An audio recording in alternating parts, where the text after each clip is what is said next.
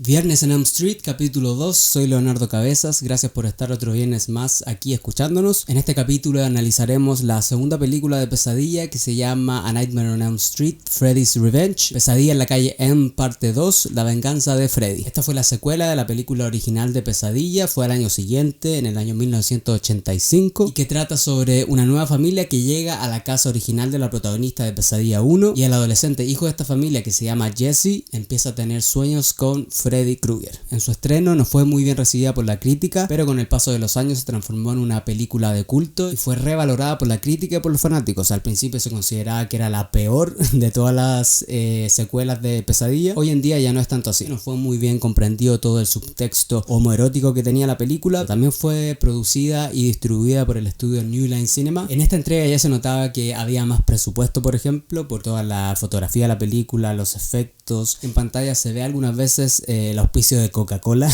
de la marca. Entonces ya había un mayor interés de privados en financiar esta película. En comparación con la primera Pesadilla tuvo un presupuesto de $1 millón y este tuvo un presupuesto de $3 millones. Pero Pesadilla 1 recaudó $57 millones versus esta segunda entrega que solo recaudó $30 millones. Eso sucedió porque la crítica no la recibió tan bien en esos años y la audiencia y los fanáticos tampoco. Además, el creador original de todo el universo de las películas de Pesadilla, del personaje de Freddy Krueger, y el director y guionista de la primera película, Wes Craven, no participó en esta segunda entrega y tampoco estuvo de acuerdo en que se hiciera una secuela. No le gustó el guión, no le gustó el desarrollo del personaje de Freddy, no le gustó nada. Entonces eso también influyó en que no hubiera el mismo interés de parte de los fanáticos y de la audiencia en general por consumir esta segunda entrega que nos traía New Line Cinema. Incluso el productor Robert Shaye o Bob Shaye le ofreció a Wes Craven dirigir esta segunda entrega y él se rehusó porque no le gustó el guión, lo encontró ridículo, tonto, decía que iba en contra de la naturaleza del personaje, que no le hacía justicia y que tiraba a la borda todo el trabajo que él había hecho con la primera entrega de Pesadilla. La semana pasada aquí en Chile se reestrenaron varios clásicos del terror en el cine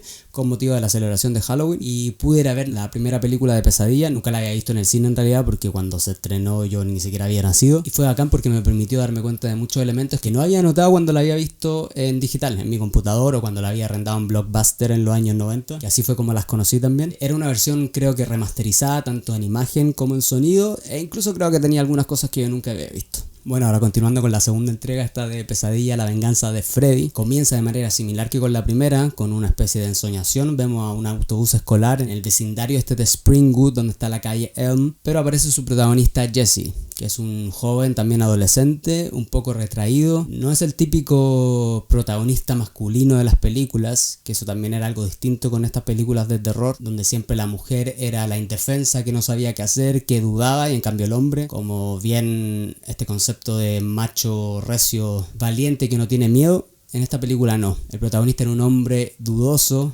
miedoso, que gritaba ante el terror, y eso lo vemos desde la primera escena donde está este chico muy retraído en el bus, donde aparece el personaje de Freddy como el conductor del autobús, que luego se transforma y revela su verdadera identidad. Entonces se pone en contexto que estamos en estos suburbios estadounidenses y que nuevamente los personajes son adolescentes. En mi análisis pasado de la película Pesadilla 1, yo no recordaba que los personajes eran tan niños como lo habían caracterizado, porque yo pensé que tenían 17, 18 años, pero en realidad Nancy y sus amigos tenían 15 años. Pero todos los actores sí tenían 20 o cerca de 20. Como decía, se nota mucho más presupuesto en los efectos visuales. Aquí también se incorporaron más efectos digitales, pero también se hizo una nueva caracterización del maquillaje y las prótesis que usaba Freddy. Se le hizo una estructura craneal con muchos más huesos a la vista. En comparación con la primera Pesadilla se usó mucho más un trabajo de luces y sombra, donde a Freddy casi siempre lo veíamos en sombra, donde nunca le veíamos tan claramente su rostro, sus facciones. En esta película sí, había un trabajo distinto de fotografía y el personaje sí se reveló mucho más su identidad y su rostro. Algo súper interesante y que quizás no te habías dado cuenta es que el personaje de Freddy, tanto en la película 1 como en la 2, aparece súper poco tiempo en pantalla. Por ejemplo, en la primera Pesadilla aparece menos de 7 minutos en pantalla, y en esta segunda entrega aproximadamente solo 13 minutos. Todo lo demás que se construye es atmósfera, elementos que dan a entender que es él quien actúa desde el mundo del más allá de los espíritus, pero en pantalla aparece muy poco tiempo. Se dice que Pesadilla 2, La venganza de Freddy, es la primera película de terror homoerótica de la historia, o la primera película gay de terror de la historia. Esto también por el personaje protagónico de Jessie, que es el primer Scream Queen del cine de terror. En la jerga del cine de terror, a las protagonistas femeninas se les denomina como las Scream Queens, como las reinas gritonas, pero en este caso el personaje protagónico de Jessie tomaba todas estas características casi siempre atribuidas al género femenino. Había todo un entramado desde el guión, desde por qué ponerle al personaje el nombre de Jessie, que Jessie es un nombre que, dependiendo de cómo se escribe, puede ser para mujer o para hombre, pero se pronuncia de la misma forma. Entonces desde ahí partió esa ambigüedad de que el personaje fuera un poco afeminado o más femenino. También hay muchos elementos como muchos torsos de hombres desnudos, muchas escenas en ropa interior. Se salió un poco del cliché de las típicas películas de terror, donde las mujeres salían desnudas o con poca ropa, y donde todo el ojo, el punto de vista del director, iba hacia erotizar a la mujer. Al igual que en la primera película, continúan con un gran trabajo atmosférico a nivel sonoro, que refuerza mucho el suspenso, el misterio y el terror. Y en cierto sentido esta película me pareció un poco más sombría, misteriosa y un poco, cuando la vi por primera vez, un poco ambigua. Entonces, como decía, este personaje masculino era muy gritón, tenía mucho miedo y gritaba también como mujer. La instrucción que se le dio al actor era que gritara como mujer. Desde los primeros minutos él tiene una pesadilla y grita, y ese grito es súper agudo y súper como de mujer. Siguiendo también con este subtexto homoerótico o con esta más o menos obviedad sobre ese tema, el protagonista Jessie tiene un interés amoroso entre comillas que se llama Lisa, que es una compañera de clase, pero también se da una relación muy extraña. No sabemos si Jessie realmente está interesado en ella, por qué sí, por qué no, como que la quiere tocar pero no. Todo su círculo cercano, tanto de ella como de él, le preguntan como ¿qué más ha pasado entre ustedes dos? ¿Son novios? ¿Ya se han besado? ¿Pero algo más? ¿Sí o no? Y él siempre omite o desvía el tema, la atención, porque él está preocupado de sus pesadillas, pero desde el guión hay algo ahí un poco sugerido de que él está en un proceso de descubrimiento sexual, no tiene clara su orientación. Algunos dicen que no tiene por qué haber sido necesariamente un gay reprimido, sino que puede haber sido bisexual, o estaba en una especie de descubrimiento de ambigüedad, y eso se refuerza con esta chica quien le da fuerzas y hace que él se envalentone para enfrentar sus miedos. Y ahí también salimos del cliché del hombre que le da fuerzas a la mujer para tener valentía. En el año 2010, Robert Englund, el actor que interpreta a Freddy, dio una entrevista donde dijo que él claramente al leer el guión se había dado cuenta que esto era una película con subtemática de bisexualidad. Y también estaba inserto en toda la paranoia y el gran tema que estaba ocurriendo en los años 80 con el VIH y el SIDA. Entonces decía que esto de que Jessie batallara con su demonio interno que era Freddy también era una lucha que él tenía con él mismo por aceptar o no lo que él estaba sintiendo. Algo que me pareció muy curioso al ver esta película por primera vez cuando era niño era que el personaje de Lisa, de la enamorada de Jessie, es muy parecida a Meryl Streep. La actriz se llama Kim Myers y cuando hicieron el casting pidieron que la actriz se pareciera a Meryl Streep. Todo esto del homoerotismo también se reforzó desde el guión, desde la dirección, en pequeños elementos como afiches de cuerpos masculinos, las paredes de la oficina del entrenador, adolescentes en las duchas semidesnudos. Algo cuático es que todos también sabían que el entrenador era homosexual y que frecuentaba clubes de sadomasoquismo, y el personaje de Jesse en un momento deambulando medio sonámbulo llega a ese bar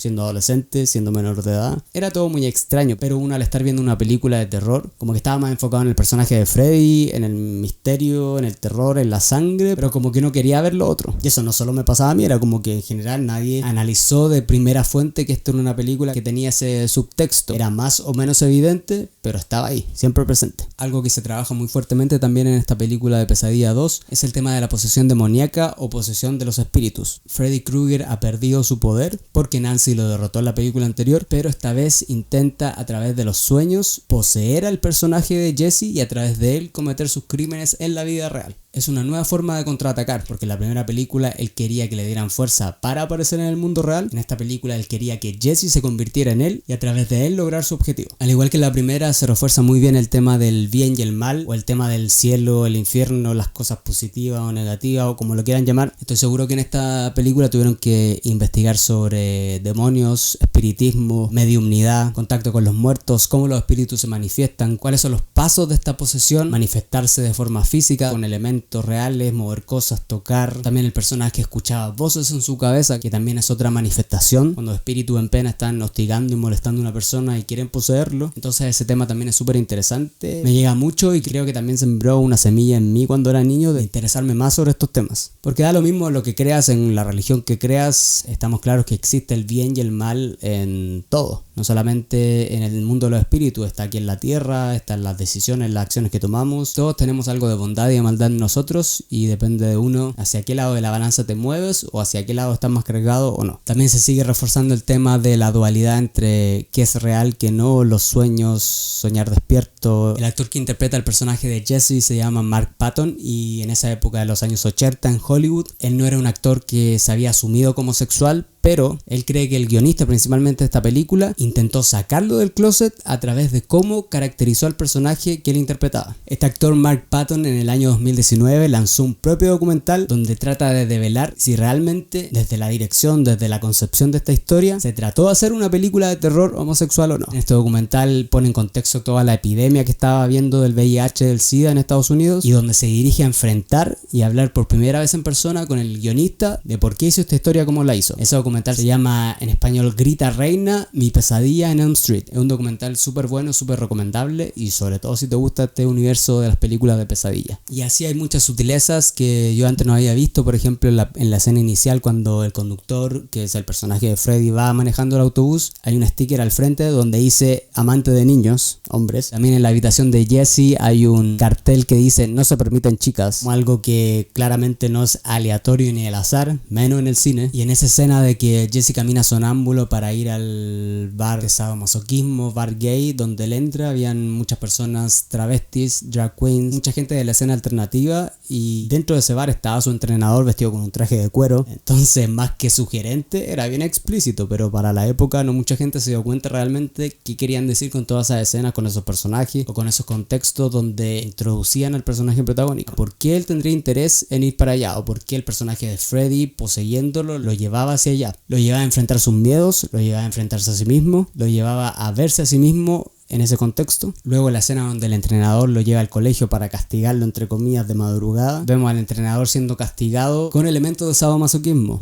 como cuerdas, látigos, cuerpo nuevamente de un hombre desnudo. O sea, era bastante claro y explícito, aunque no lo hayamos querido ver en esa época. Una de mis cosas favoritas en esta película es cuando vamos a la fábrica donde el Fred Krueger trabajaba cuando estaba vivo. Creo que eso aporta mucho al universo dramático de esta película, a expandirlo, a conocer más sobre el misterio que rodea a este personaje. Y esa fábrica era bacán porque los espacios eran múltiples, las posibilidades, la fotografía, la iluminación que se utilizó, elementos como el vapor, las calderas hirviendo. En esta fábrica también se sigue con el tema del contacto con los muertos y los espíritus, de la mediumnidad o de si Jesse en realidad tenía poderes extrasensoriales, porque Lisa es quien lo lleva a la fábrica para ver si él siente algo o siente alguna conexión o una presencia con este espíritu que lo atormenta en sus sueños. También el tema del fuego, como el fuego del infierno o el arder, sigue presente, pero también el fuego como un ente liberador, como resurgir de las cenizas, quemarnos para volver a nacer. A mí en lo particular me encanta esta película. Cuando la vi por primera vez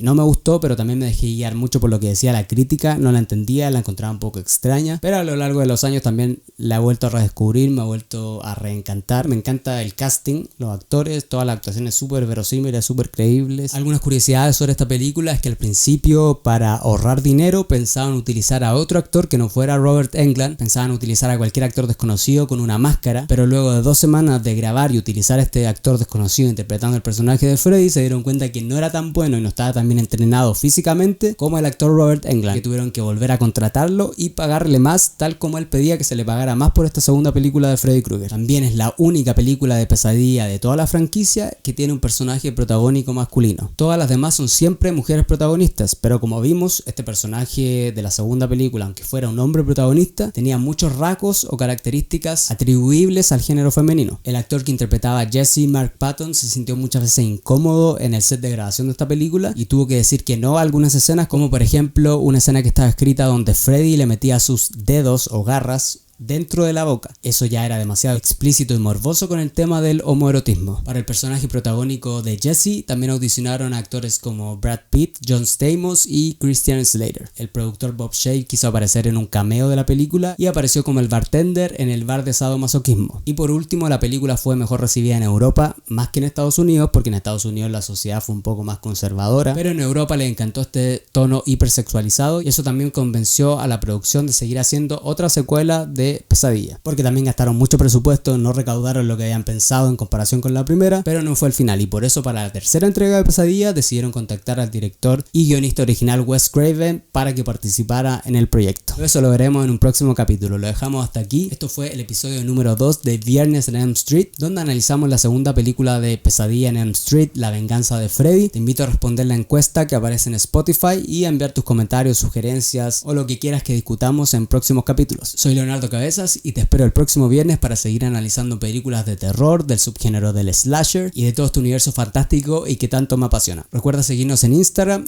@ElmStreetPodcast. Un abrazo y hasta la próxima semana.